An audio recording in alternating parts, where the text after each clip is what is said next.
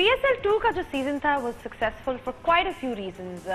काफ़ी रीजंस में ये भी चीज़ है कि क्राउड जो था वो ज़बरदस्त था, एंटरटेनमेंट वैल्यू बहुत हमें नज़र आई। फिर इसके अलावा जो मैचेस हुए वो बहुत ही क्लोज, जिसे कहते हैं क्लोज फिनिश वाले मैचेस थे। And to top it all off, जो फाइनल था वो लाहौर में हुआ। इस ब्रांड को, PSL के ब्रांड को किस तरह मज़ीद बढ़ाया जाए और नेक्स्ट सीज़न को किस तरह बेहतर करने के लिए आज मेरे साथ जो गेस्ट मौजूद हैं क्रिकेट दीवानगी में, उनको किसी तारुफ की ज़रूरत नहीं, none other than the chairman of PSL and the chairman of executive committee of PCB, Najam Sethi साहब। सेठी साहब, सबसे पहले तो बहुत बहुत शुक्रिया टाइम निकालने का। ये आपका पहला इंटरव्यू है आफ्टर द PSL सक्सेस, तो बहुत सी मैंने आपसे बातें करनी है, लेकिन सबसे पहले ये बताएं कि जिस तरह PSL ने हमारे पूरे मुल्क को यूनाइट किया है, कितनी खुशी है आपको जी? जाहिर है बड़ी खुशी है, ऐसे मौके कम ही आते हैं। तारीख नेशनहुड कौम की तारीख में बहुत कम मौके आते हैं जहाँ इस तरीके से इतना जज्बा हो और यकजहती हो और कंप्लीट इत्तेफाक।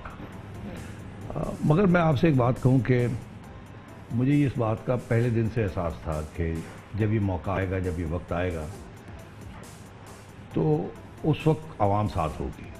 अब क्या इंतज़ामिया साथ होती है, नहीं होती, क्रिकेट के वेस्टेड इंटरेस्ट साथ होते हैं, नहीं होते, क्रिकेट के प्लेयर्स जो बाहर बैठे हैं आउटसाइड द गेम वो होते हैं कि नहीं होते, अपने प्लेयर्स, अपनी franchises, will they be on board और नॉट। और टू बी ऑनेस्ट, खदशात जो थे उनके वो जायज़ थे। ऐसे नहीं है कि वो बिल्कुल ही हवा में बात कर रहे थे, वो भी हमारी बेहतरी की कर रहे थे। मगर मैं समझता हूँ कि मुझे मेरी जो मदद की, वो मेरी थोड़ी सी जो पॉलिटिकल एनालिसिस की जो स्किल्स हैं, उसकी वजह से मुझे ये पहले दिन से इस बात का एहसास था कि ये जो टेररिज्म है, ये इसको हम PSL को स्ट्राइक करने से बचा लेंगे। कैसे होगा? उसमें कुछ इंतज़ामिया का हिस्सा होगा, कुछ आवाम की हिमायत की होगी, जिसकी वजह से शायद टेररिस्ट जो हैं वो सोचें ये तो अवामी इवेंट है, इसको हमने नहीं अटैक करना। और मुझे ये 100% यकीन था 2-3 बातों पे। एक ये था कि स्टेडियम के इर्द गिर्द और स्टेडियम के अंदर छोड़े इर्द गिर्द भी कोई इशू नहीं होगा।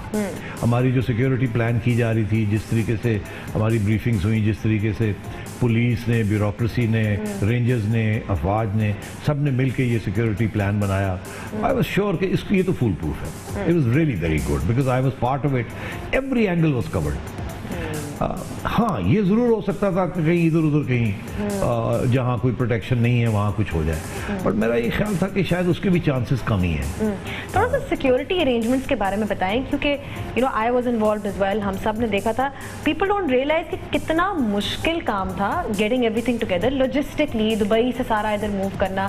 तो इस एंगल से बताइए कि क्या अरेंजमेंट्स थी और क्या मुश्किलात का सामना करना पड़ा? देखो ज़ैनब, इसके दो पहलू थे। एक तो था यहाँ ग्राउंड को सिक्योर करना और यहाँ की सिक्योरिटी।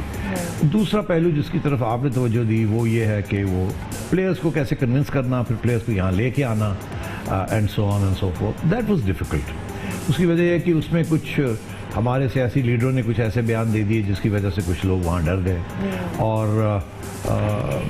और वैसे भी एक पाकिस्तान के बारे में एक इम्प्रेशन है कि टेररिज्म है, ये वो, उससे काफ़ी मेहनत करनी पड़ी। मगर आखिर में मैं समझता हूँ कि हमने पूरी टीमें 2 आ जानी थी।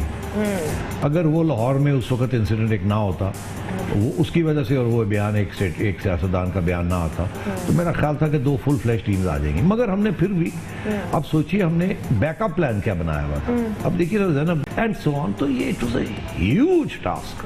आप यकीन करें कि आखिरी मिनट तक कुछ फलाने कैमरा की इक्विपमेंट कस्टम में फंसी हुई है, उनको गारंटीज दे रहे हैं, लोग भाग रहे हैं, ये कर रहे हैं, वो कर रहे हैं, बट अल्लाह के फजल करम से कर लिया। सो these 2 angles were difficult. And the third angle was कि अगर लास्ट मिनट पे एक टीम के प्लेयर्स नहीं आते, और आपको पता है ऐसे ऐसे था, मुझे यहाँ 3 तारीख को मुझे यहाँ से फ्लाई करना पड़ा। सुबह 4 बजे की फ़्लाइट लेके मैं गया दुबई। वहाँ जाके दोनों जो फाइनल टीम्स आ चुकी थी उनके साथ बात की, और उस वक्त ये फैसला किया कि अच्छा अब कौन इनमें से खेलेगा और नहीं खेलेगा, और उसके बाद जो नहीं खेलेगा उनकी रिप्लेसमेंट्स वो अग्री करवानी थी टीम्स के साथ, फिर उनको एयरलिफ्ट करना था जहां जहां वो बैठे हुए थे। कोई बांग्लादेश में था, कोई लंदन में था, कोई न्यूजीलैंड में था, कोई कहाँ था।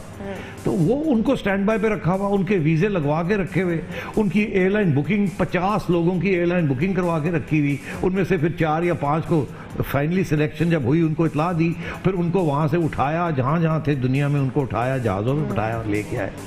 इट वॉज ऑनेस्टली अच्छा, उन लोगों बहुत का जबरदस्त था ये। क्या, उन लोगों का क्या जो कहते हैं कि अगर इसी तरह PSL करना था या करना था तो वो तो काबुल में भी हो सकता है इसी सिक्योरिटी के साथ। नहीं देखिए, what is our response to that? Our response to that is के 8 इंटरनेशनल सिक्योरिटी एक्सपर्ट्स आए थे ना।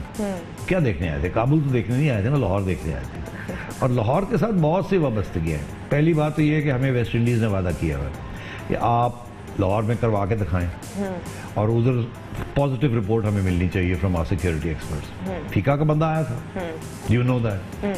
फीका ने आज तक पाकिस्तान किसी को नहीं भेजा और हमारे खिलाफ बयान पे बयान आते थे कि नहीं जाना।